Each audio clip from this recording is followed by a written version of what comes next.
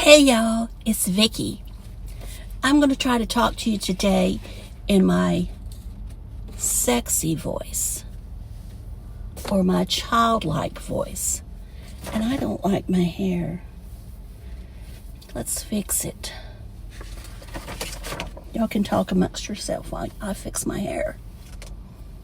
Okay. Now, we're going to talk about Timmy today. This is Wednesday, March the 4th, 2026. And we're going to talk about Timmy's nighttime, evening chat, whatever you want to call it. Now, Timmy is still undecided about what to do after what seems like a year. I'm trying to hide the sun. After what seems like a year since he's been planning this trip to the West Coast.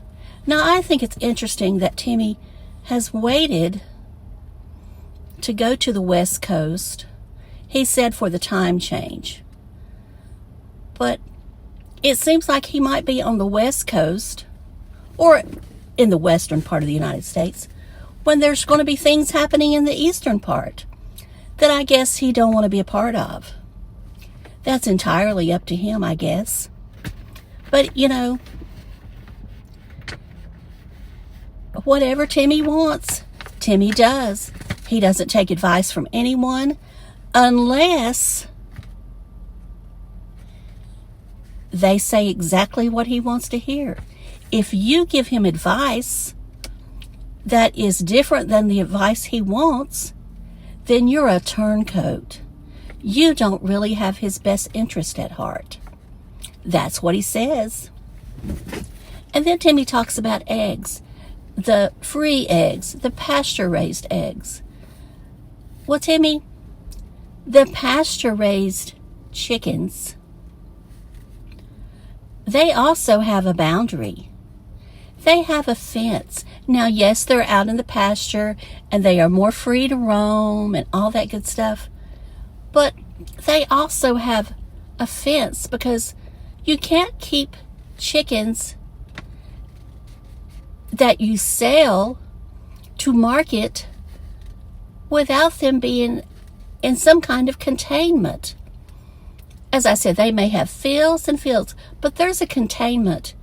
They can only go so far because what would happen is the chickens would go away and then you would have nothing to send to market.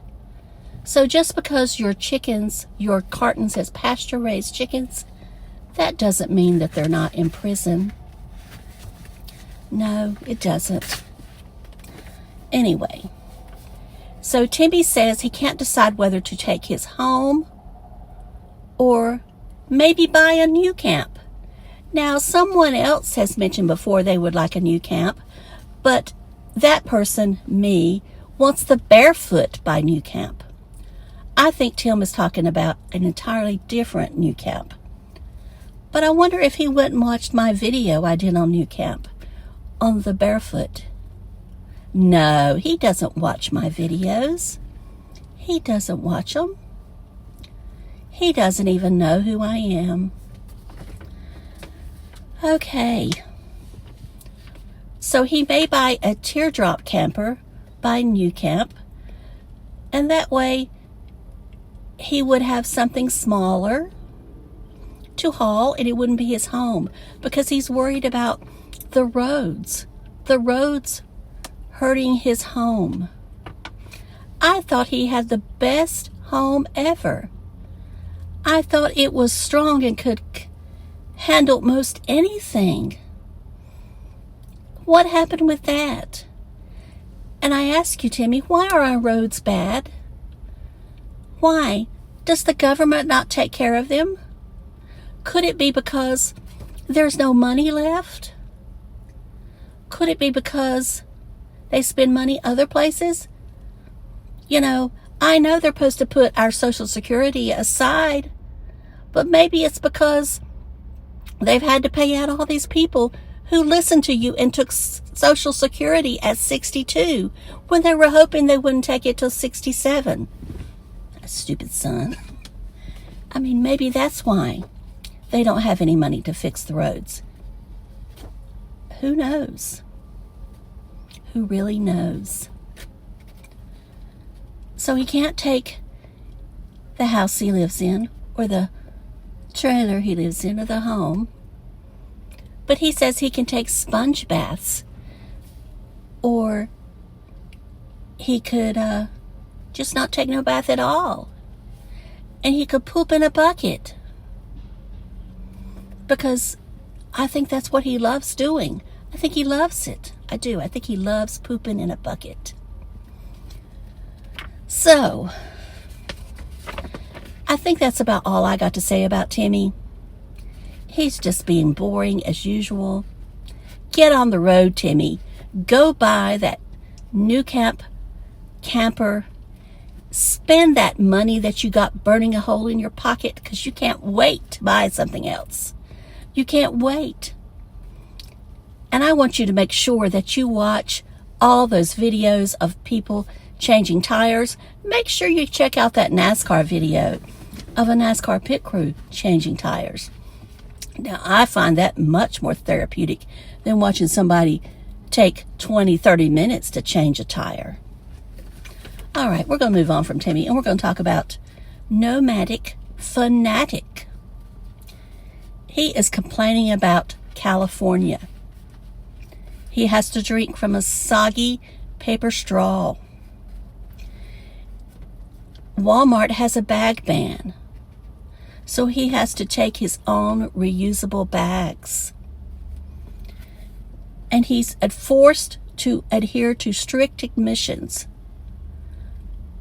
because California wants to save the planet. Now, I'm not one for all of California's rules, but I understand the strict emissions somewhat. Maybe they go too far. I don't know. And, you know, I live somewhere where we don't have soggy paper straws. Now, there is some places that do, but, you know, we can still get plastic straws here. But, you know, that could change. Okay, Carolyn's RV Life. She got a skincare product sponsor. She claims it's a game changer. Well, I guess so, because I don't think she's used skincare in 10 years. And I'm not talking about my friend Caravan Carolyn. I'm talking about Carolyn's RV Life. She's the one that said she was going to go away, and forget about the world, that she didn't care what she looked like, but yet she tries this one skincare product, and I'm sure it's a nice product, but it's a game changer. Like I say, if you haven't been using any skincare at all for the past 10 years, it probably is a game changer. If you start using something on a regular basis, the key is you use it every day. That is right. You've got to be consistent with skincare. So my friend Caravan Carolyn is doing another facial peel. And as you know, if you do facial peels at home, or anywhere for that matter, they can be painful. Now, I don't do those type facial peels, but every time she does one, she does make me want to do one on my forehead. And why? Why would I want to do it just on my forehead? Well, my cheeks tend to be more sensitive. My forehead seems to be able to handle most stuff, except for heavy moisturizer. So I would want to put it up here to get rid of those little bumps that I still have that I can't get rid of, that I try everything in the world. But on my cheeks and stuff, I'll just stick to tretinoid or a ronaldehyde product, because that is a slow, steady peel and not painful, unless you put it on too fast after cleansing, and then it can become painful if you have sensitive skin. Tampa J is in San Francisco. He is going to baseball training. He's not going to the camp to train. He's going to watch, I believe, the Tampa team. I don't know what they are. I'm not into baseball. But should I tell you the time that I went to training, spring training, and didn't know that I was going to be there? This was in the 80s. And I was down in St. Petersburg at a band competition. Not the type of band you're thinking. This was a marching band, a high school marching band. And at that time, St. Petersburg is where you went for the big competitions. So I was down there with the group. I helped chaperone at times, but this one I was just there. I wasn't chaperoning. I was just there for support. And it just so happened there was teams down there for spring training. Some were in Tampa, some were in Clearwater. But somehow or another, and I don't remember how because it's been so long.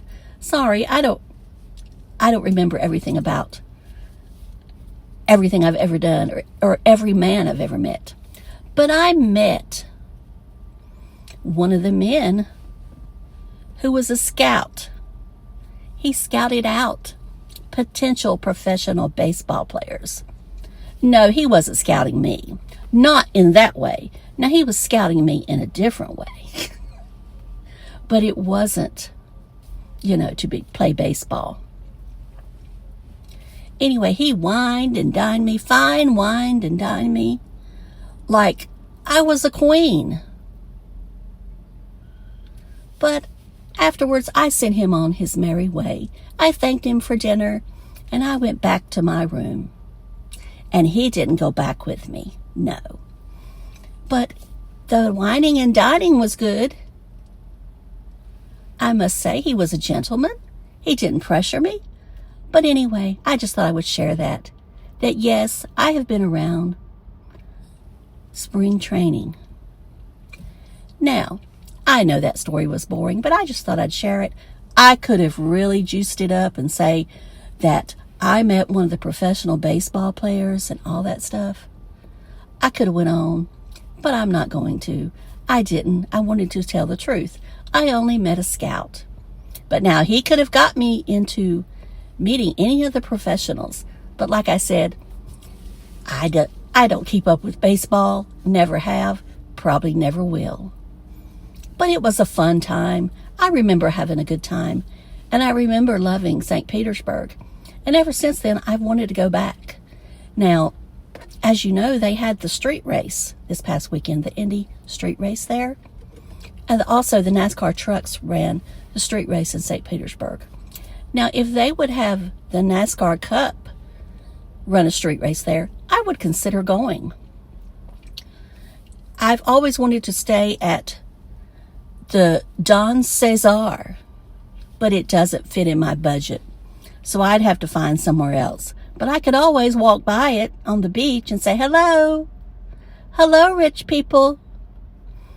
And, and I would say, I'm glad, I'm happy for them that they can afford to stay there. And that money is no object for them. I'm not jealous. I know they've worked hard for their money if they can stay there. But it just wasn't in the cards for me to be like that. I guess I didn't work hard enough. Or was it that I just like being in my little world? And I don't want the responsibility that I see some of these people have. All right, I'm going to close now. And I hope y'all have a great day. Thank you so much for watching. And I appreciate each and every one of you. I'm going to work. And I'll see y'all later. Love you. Bye.